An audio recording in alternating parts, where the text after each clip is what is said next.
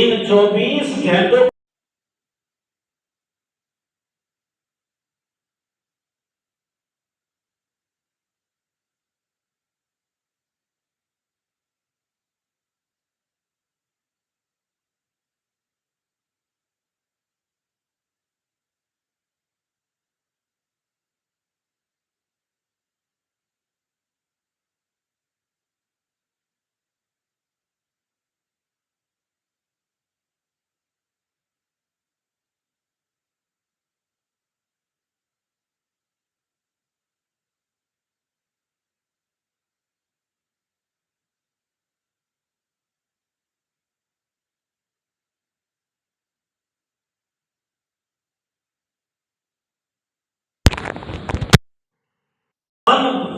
کبھی تیرا دل چاہے من چاہے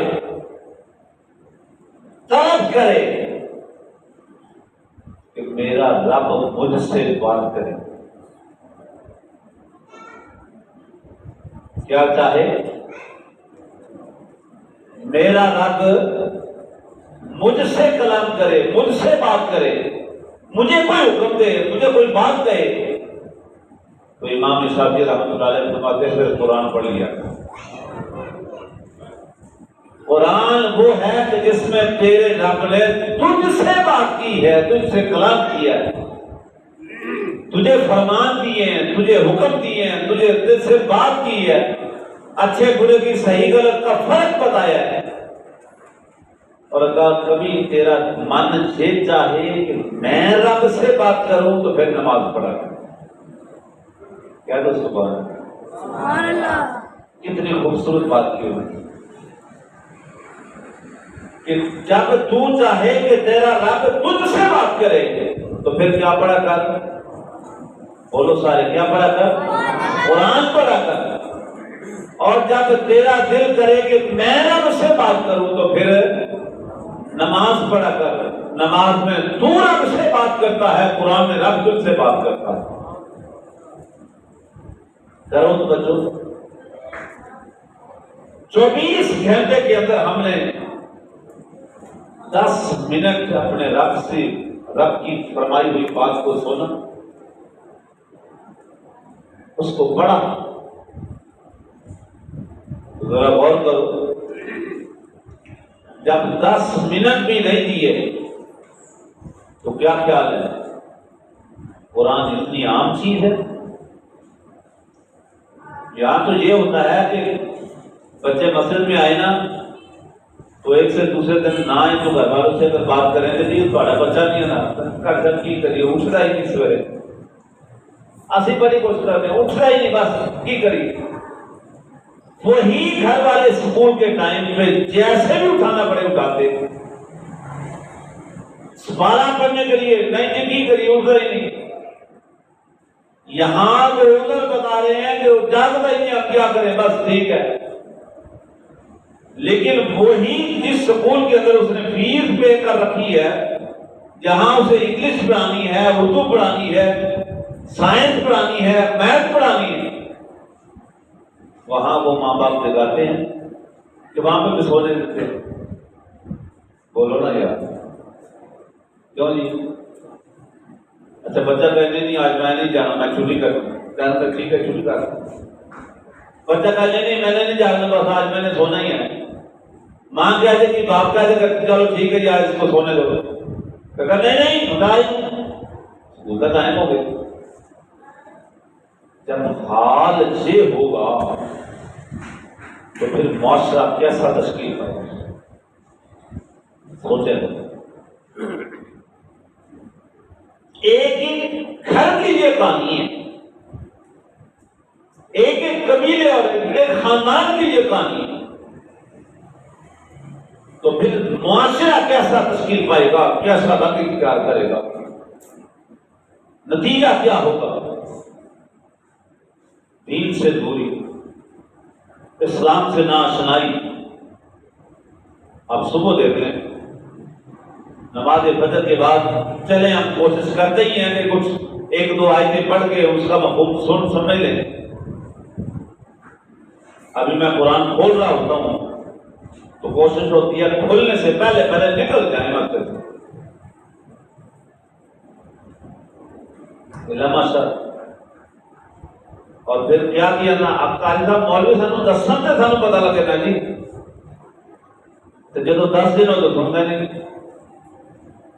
میں کہتا ہوں صرف روز 10 منٹ آپ پڑھ لیا کریں یا سن لیا کریں. یہی تو کمال ہے نا یار اس کلام کا کہ یہ کائنات کی واحد وہ کتاب ہے جس کو پڑھنا بھی برکت ہے, جس کو سننا بھی برکت ہے, جس کو دیکھنا بھی برکت ہے.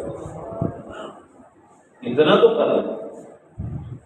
پہلی بات خود پڑھیں, پڑھنے سے بات سن لیں, سننے سے بات سمجھ لیں, کچھ تو کر لیں, کوئی تو حصہ ڈال کے جائے نا یار. تو پھر اگر ایک ایک چیز کا ایک ایک آیت کا بھی اگر مفہوم روز سمجھ میں آ گیا تو بندہ کچھ نہ کچھ تو جان لے گا, کچھ نہ کچھ تو اس کے ذہن میں کوئی تو بات رہ جائے گی کہ میں نے یہ سنا تھا, یہ پڑھا تھا. اس لیے میرے بھائی نماز بھی آپ پڑھ کے جاتے ہیں تو کوشش کریں شروع سے آخر تک کم از کم نماز کا ترجمہ آتا ہو. میں نے یہاں کھڑے ہو کے اپنے رب سے کیا بات کی, میں نے یہاں رکوع میں جا کے اپنے رب سے کیا بات کی, میں نے سجدے میں اپنے رب سے کیا بات کی, میں نے تشہد کے اندر اپنے رب کی بارگاہ میں کیا مانگا, کیا اس نے عطا کیا مجھے, کیا اس میں بیٹھ کے میں نے کہا, پھر لطف آئے. میں آپ یہ کر رہا تھا یہ چھوٹی چھوٹی صورتیں ہیں بچوں کو یاد ہیں, بڑے بھی اکثر بچوں کو چونکہ پہلے سے یاد کی ہوتی ہیں. سب نے پڑھ رکھا ہے وَمِن شَرِّ حَاسِدٍ إِذَا حَسَدَ, یہ سورہ فلق کی آخری آیت ہے. وَمِن شَرِّ حَاسِدٍ إِذَا آتی ہے سب کو, کیوں نہیں آتی ہے؟ وَمِن شَرِّ حَاسِدٍ, غور کرے لفظوں کو, وَمِن شَرِّ حَاسِدٍ اذا حسد, اور میں پناہ مانگتا ہوں اس حاسد سے, اس حسد کرنے والے سے. اذا حسد, جب وہ حسد کے عمل میں موجود ہوتا ہے اس سے میں پناہ مانگتا ہوں. یہ قرآن نے جملہ دیا, یعنی پناہ کس سے مانگی جاتی ہے؟ اچھی چیز سے یا بری چیز سے؟ کس سے دور بھاگا جاتا ہے؟ اس سے مجھے پناہ چاہیے. اور ہمیشہ نقصان دہ چیز سے پناہ لی جاتی ہے نا, نقصان دہ چیز سے بچا جاتا ہے نا. تو اس میں کہا کیا گیا وَمِن شَرِّ حَاسِدٍ سے پناہ مانگتا ہوں. اس کا مطلب ہے یہ اتنی بری چیز ہے, اتنی نقصان دہ چیز ہے, اتنی تیرے لیے دشمن چیز ہے کہ قرآن کے جملوں نے تجھے پناہ مانگنے کا طریقہ بتایا. اور یاد رکھیں دو جرم ایسے ہیں جو اس کائنات میں سب سے پہلے ہوئے, دو گناہ ایسے ہیں جو پہلے ہوئے. اور کل کائنات کے اندر جب سے انسان بنا سب سے پہلے اس کائنات کے اندر جو گناہ ہوا ہے نا وہ دو چیزوں کا ہوا. نمبر 1 تکبر, نمبر 2 حسد. سارے گناہ اس کے بعد ہوئے, سارے گناہوں کی جائیداد, سارے گناہوں کا ماحول آگے بعد میں بنا. سب سے پہلے یہ دو گناہ ہوئے. اور عجیب بات ہے یہ دونوں کرنے والا ایک ہی بدبخت تھا. دونوں گناہ کرنے والا کون تھا؟ ایک ہی بدبخت تھا. اسی نے یہ دونوں گناہ کیے.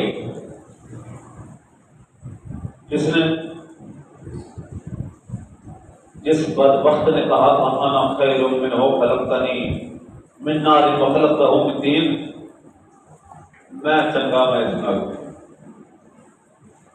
انا خیر منہ, اس سے میں بہتر ہوں. اور جب یہ میں آ جائے, یہ حقیر میں اعلیٰ, یہ ادنا, یہ چھوٹا میں بڑا, جب یہ میں آ جائے تو پھر سمجھ جائیں ابلیس کے عمل میں اور تیرے عمل میں کوئی فرق نہیں رہا. یہ تو اس نے کہا تھا نا خیر منہ, میں بہتر ہوں. اور دوسرا گناہ اس نے اسی بدبخت نے کیا. کیوں کیا تھا یہ؟ اس حسد میں اس نے کہا عبادتیں تو میں نے بڑی کی، ریاضتیں تو میں نے بڑی کی، سجدے تو میں نے بڑے کیے، بچھانی تو میں نے بڑی رکھ لی، کہ سارا کچھ تو میں نے کر لیا، لیکن عزت کا، اکرام کا، نبوت کا تاج اللہ نے آدم کے سر پہ رکھ دیا۔ اس کے پاس کیوں ہے؟ اسے کیوں ملا؟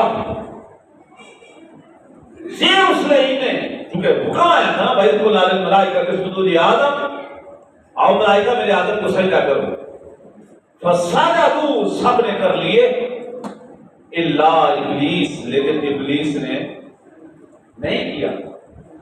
یہ دو وجہ سے نہیں کیا۔ ایک اس کے ذہن میں یہ تھا انا خیر، میں بہتر ہوں، یہ اس کا تکبر بولا، یہ اس کا غرور اور گھمنڈ بولا، اور دوسرا اس لیے اس نے کہا کہ ساری باتیں ریاضت تو میرے دامن میں ہے، میرے پاس ہے، اس نے تو ابھی سجدہ کیا ہی نہیں ہے، اس نے تو میری جتنی عبادت کی ہی نہیں ہے، پھر یہ اکرام مجھے کیوں نہیں ملا، اسے کیوں مل گیا؟ حالانکہ یہ عزت کا وَلَقَدْ كَرَّمْنَا بَنِي آدم، یہ اکرام کا تاج کس نے پہنایا؟ اس رب العالمین نے، خود اس نے چناؤ کیا، خود اس نے اس کے سر پہ عزت کا تاج رکھا، نبوت کا تاج رکھا۔ اس کو جو کہہ رہے ہیں کہ حسد کو اگر آسان لفظوں میں اس کا نقشہ بتاؤں یا آسان لفظوں میں اس کا مفہوم بتاؤں کہ جو رب کی تقسیم پہ راضی نہ ہو وہ حاصل ہے۔ کیا ہے؟ بولو سارے، کیا ہے؟ جو رب کی تقسیم پہ راضی نہ ہو۔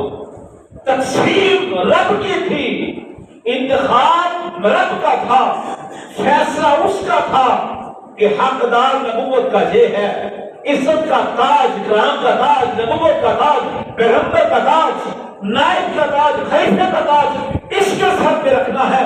ارے رکھنے والا وہ تھا، عزت دینے والا وہ تھا، اور عزت لینے والا حضرت آدم علیہ السلام تھے، اس لیے ان کو درد کیوں اٹھا؟ یہی تو تھا کہ جو رب کی تقسیم پہ راضی نہ ہو یہ حاسد کی پہلی پہچان ہے۔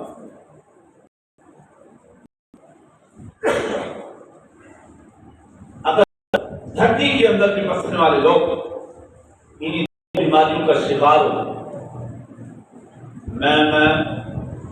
میں فلاں ہونے کی مجال یہی میں غرور کمانڈ لے کے بندہ پھرتا رہے گا۔ ایمانداری سے بتائیں پھر ابلیس کے عمل میں اس کے عمل میں کوئی فرق ہوا؟ اور اگر کوئی یہاں پہ میرے کو ایسا نہیں کہ ایندے کو کیوں ملے، اینو کیوں ملے، مینو لبے نہ لبے ایندے کو کر جاوے نا، یہی تو وہ عمل ہے جو ابلیس نے کہا۔ کسی سے چھن جائے مجھے مل جائے یہ بھی حسد ہے، اور مجھے ملے نہ ملے اس کے پاس نہ رہے یہ بھی حسد ہے۔ اور سنو، حضور نبی کریم صلی اللہ علیہ وسلم نے میرے اور آپ کے لجپال اللہ نے کیا فرمایا حسد کے بارے میں؟ فرمایا یاد رکھو، حسد بندے کی نیکیوں کو اس طرح کھا جاتا ہے جیسے آگ لکڑی کو کھا جاتا ہے۔ کس کو کھا جاتا ہے؟ نیکیوں، برائیوں کی بات نہیں ہوتی۔ حسد بندے کی نیکیوں کو، میں کہتا ہوں بندہ بعض اوقات پتہ ہی نہیں ہوتا کہاں سے کہاں ہوتا ہے، بندہ پھر بھی اپنے آپ کو جناب بڑا نیکوکار، بڑا پرہیزگار، بڑا عبادت گزار، بڑی نمازوں کے ڈھیر والا سمجھ رہا ہوتا ہے، لیکن ایک طرف اس کا کبھی عمل ایسا ہو جاتا ہے اسے پتہ ہی نہیں ہوتا اس کا دامن خالی ہو چکا ہے، اسے خیال ہی نہیں ہوتا اس کا کتنا بڑا نقصان ہو چکا ہے۔ میں کہتا ہوں وہ کتنی بھیانک صورت ہوگی ادھر خدا نہ خاصا اس کا دامن نیکیوں سے خالی ہو گیا، ادھر موت کا پروانہ آ گیا پھر. اور یہ میں اس کا ذمہ دار ہوں، اگر حدیث پاک نہ ہو تو آپ اس کا پروف لے سکتے. حضور نبی کریم صلی اللہ علیہ وسلم نے کیا فرمایا؟ حسد نیکیوں کو اس طرح کھا جاتا ہے جیسے آگ لکڑی کو کھا جاتی ہے، اور آگ کے اندر جب لکڑی بھسم ہو جائے اس کے بعد راکھ رہ گئی، لکڑی کی وہ نہ سختی رہی، نہ سبزہ رہا، نہ وہ طاقت رہی، کچھ بھی نہیں رہا، خالی ہو گیا، راکھ ہو گیا.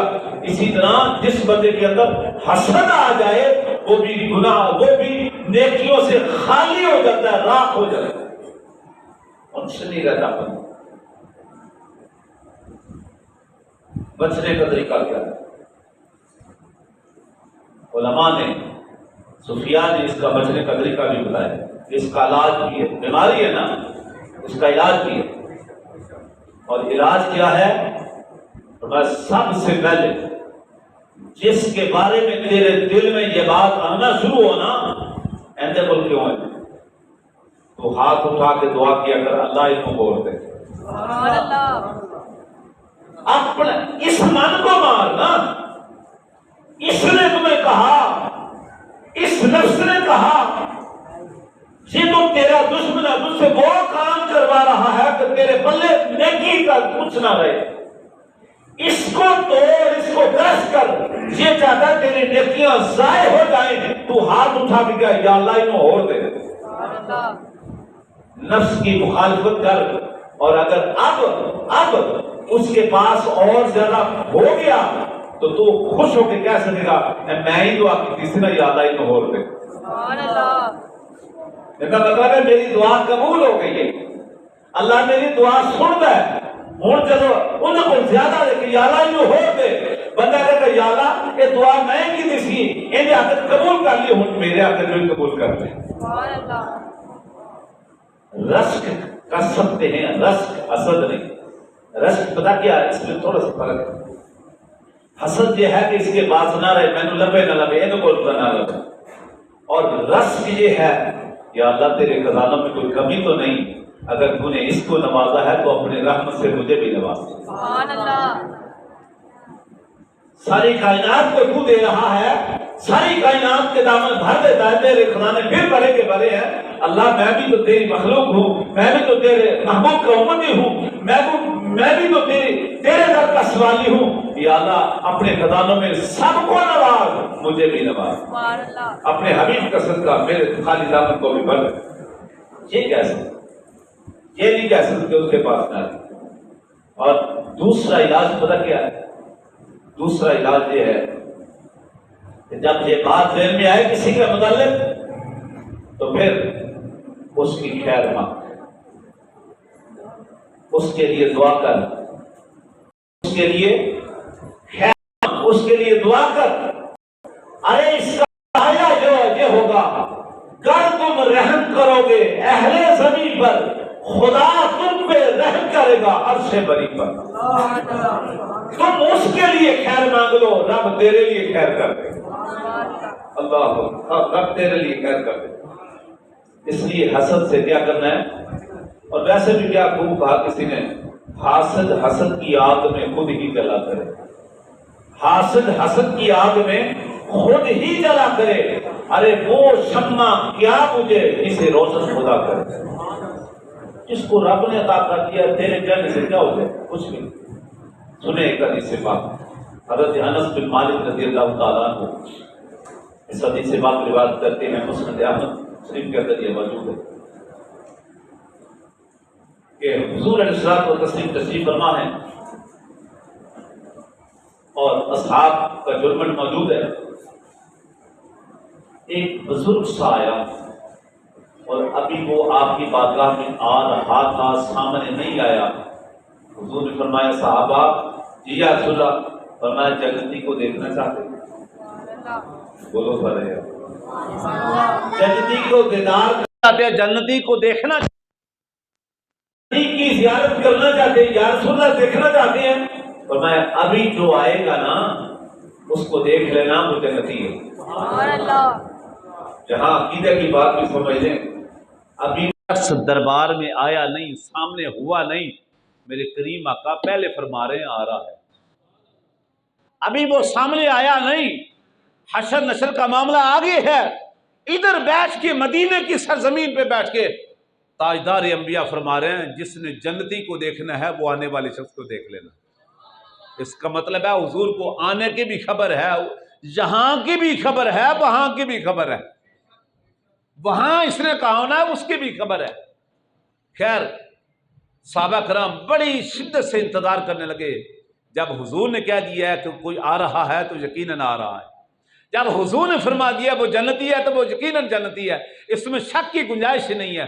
इतनी देर में एक बुजुर्ग सा आया, हाथ में उसकी जूती पकड़ी हुई है, उसने साइड पे रखी और हुजूर की बारगाह में आके सलाम पेश किया और बैठ गया। सहाबा जी भर भर के उसे देख रहे हैं और इस नीयत से देख रहे हैं कि ये मुस्तफ़ा करीम ने फरमाया ये जन्नती है, तो ये जन्नती का चेहरा हम देख रहे हैं। कुछ देर वो बैठा, वो चला गया। दूसरा दिन आया तो इसी तरह सहाबा कराम का जुर्मट मौजूद है और हुजूर ने बिल्कुल वही जुमले फरमाए। सहाबा जन्नती को देखना चाहते हैं, जी या रसूल अल्लाह, फरमाया अभी जो आएगा उसको देख लेना। इत्तेफाक देखिए, अगले दिन जो आने वाला शख्स था ये वही था जो पहले दिन आया था। दूसरे दिन सेम इसी तरह, तीसरे दिन भी फरमाया कि कौन जन्नती को देखना चाहते, या रसूल अल्लाह सब, फरमाया अभी जो आएगा उसको देख लेना। इत्तेफाक देखिए, तीसरे दिन भी वही शख्स था। 3 दिन उसी के बारे में हुजूर फरमाते रहे। हजरत अब्दुल्ला बिन उमर रज़ी अल्लाह ताला अन्हु उधर 3 दिन बैठ के ये जुमला सुनते रहे। आपके ज़हन में ये बात शौक पैदा हुआ कि कोई तो इसका खास अमल होगा जिसकी वजह से हुजूर ने 3 दिन यह बशारत दी है, अभी जो आएगा जन्नती है, अभी जो आएगा जन्नती है, अभी जो आएगा जन्नती है। कोई तो खास अमल होगा। चलो, वहां तो नेकियों का जज्बा था ना, शौक था। आपने कहा कि मैं इसके घर जाऊंगा और जाके देखूंगा ये कौन सा खास अमल करता है ताकि वो मैं भी किया करूं। आप गए एक दिन, जाके दस्तक दी, वो जब गया ना वापस तो पीछे पीछे पीछे पीछे देख लिया कि ये इसका घर है, चूंकि दूर से आया था वो। आप अगले दिन उसके जाके दरवाजे को खटखटाया, जी, फरमाया कि मैं मुसाफिर हूँ, आपके जहाँ ठहरना चाहता हूँ। कहा बिस्मिल्लाह जी, आए, आप मेहमान हैं, हमें खिदमत का मौका दें। तो आपने फरमाया जी मैंने ठहरना है आपके यहाँ। जी बिल्कुल ठहरे, रात उधर ठहरे। और हजरत अब्दुल्ला बिन उमर कहते हैं कि मैं रात को उठ उठ के देखता रहा कि रात को कौन सा खास अमल करता है ताकि मुझे भी पता चल जाए। लेकिन वो शख्स सारा दिन काम काज मजदूरी मेहनत करके आया, इशा की नमाज पढ़ी और सुकून से मीठी नींद सो गया। जब सो गया तो आपने कहा चलो पिछली रात लगता है उठेगा, फिर कोई खास अमल करेगा। लेकिन उसने जब फजर की अजान सुनी, फिर उठा, वजू किया, नमाज पढ़ी, आपने भी वही नमाज पढ़ी। तो ख्याल आया कि शायद आज कोई काम काज ज़्यादा हो गया, थकावट ज़्यादा थी, कोई ख़ास अमल तो कर नहीं सका, आज रात तो सोने में गुजार दी, शायद अगला दिन, अगली सुबह हुई तो आपने कहा अगर आप इजाज़त दे तो एक दिन और ठहर लूँ। उसने कहा जी बिल्कुल ठीक है, ठहर लें। अगली रात भी आप रात भर देखते रहे। वो शख्स सारा दिन मेहनत मजदूरी करके आया, नमाजें पढ़ी, इशा पढ़ी और सुकून से सो गया। सुबह उठा और फजर पढ़ी, फिर वही मामूल। अगले दिन आपने कहा एक दिन और ठहरना चाहता हूँ। उसने कहा ठीक है ठीक है। 3 रातें आप वहां पे ठहरे, लेकिन 3 रातें उसका वही अमल था। 3 दिन गुजर गया, 3 रातें गुजर गई। जब 3 दिन के बाद वापस आप पलटने लगे तो आपने कहा हजरत मैं आपसे एक बात पूछना चाहता हूँ, 3 दिन से आया था, कुछ चीज़ की तलाश में आया था कि 3 दिन हुजूर आपके आने से पहले जन्नती की खुशखबरी सुनाते रहे, और खुशकिस्मती ये है कि 3 दिन आप ही वहां पे जाते रहे। मैं ये देखने आया था आप कौन सा खास अमल करते हैं कि जिसकी वजह से इतना बड़ा इनाम आपको मिला है कि 3 दिन बारगाह मुस्तफ़ा से जन्नती होने की बशारत आपको मिली है। तो कौन सा खास अमल करते हैं? रातों को तो मैंने देख लिया उठ उठ के, दिन के आपके मामूलात को भी देख लिया, आखिर कौन सा खास अमल है? तो उस बुजुर्ग ने कहा ओ अल्लाह के बंदे, आने वाले मेहमान, याद रख मेरी नमाजें भी वैसी हैं जैसे सबकी हैं, मेरे अमाल भी वैसे हैं जैसे सबके हैं, कोई खास अमल ऐसा नहीं है। हाँ एक बात ज़रूर है, एक बात वो ये है کہ میں نے جس کے پاس بھی جو بھی اپنے رب کی عطا کردہ نعمت کو دیکھا ہے تو میں نے اس کی خیر کی دعا مانگی ہے، اس کو دیکھ کے میں نے دل میں حسد نہیں آنے دیا، بس یہی میں رب کی رضا پہ راضی رہتا ہوں۔